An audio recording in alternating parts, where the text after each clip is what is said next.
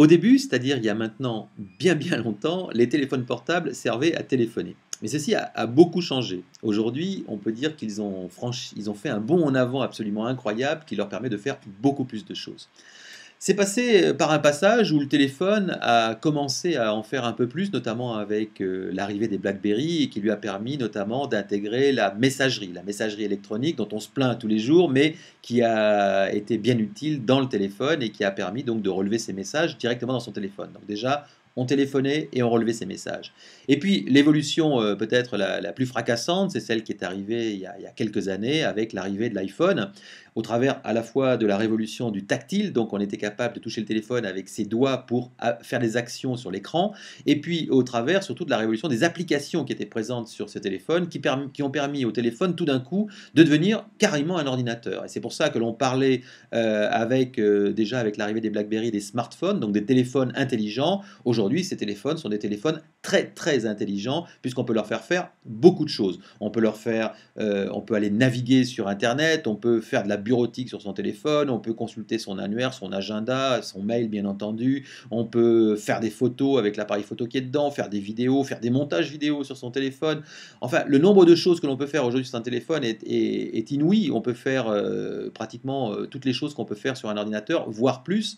Et d'ailleurs, il ne faut pas s'y tromper, l'apparition d'un nouveau type d'applications qui sont maintenant disponibles sur les téléphones est maintenant quelque chose de très important. C'est-à-dire que sur la plateforme comme iPhone, par exemple, il y a 300 000 applications qui sont disponibles. Alors bien sûr, il y en a certaines qui ne servent pas à grand-chose, mais beaucoup d'applications sont absolument des trésors d'inventivité et de créativité pour utiliser son téléphone.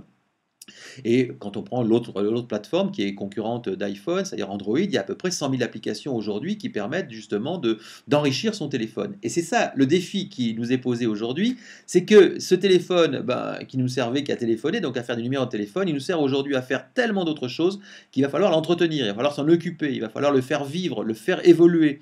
Et pour ça, il va falloir aller à la chasse des applications qui nous permettent justement d'organiser notre quotidien numérique, parce qu'on n'est pas toujours collé à son écran d'ordinateur, et le téléphone nous permet en position nomade, ce smartphone nous permet en position nomade de faire plein de choses, et donc de nous sortir de plein d'embûches finalement pour trouver une information, pour répondre à quelqu'un, pour réagir, pour être au courant, même pour suivre sa veille, enfin pour faire plein de choses qui vont être intéressantes. Et donc pour cela, il faut se tenir au courant de ce qui existe sur le marché des applications pour le smartphone. Il faut les essayer, les installer, et donc c'est assez facile, hein, c'est-à-dire que vous avez votre téléphone, vous allez sur la banque d'applications qui se trouve dessus, vous chargez ces applications. Pour beaucoup d'entre elles, elles sont gratuites, pour d'autres, elles coûtent 1 euro, 2 euros, 3 euros, donc c'est des choses très peu chères, mais ça va nous rendre des services au quotidien absolument considérables. Donc aujourd'hui, on a vraiment quelque chose d'assez extraordinaire dans notre poche, à condition de s'en occuper, de l'entretenir,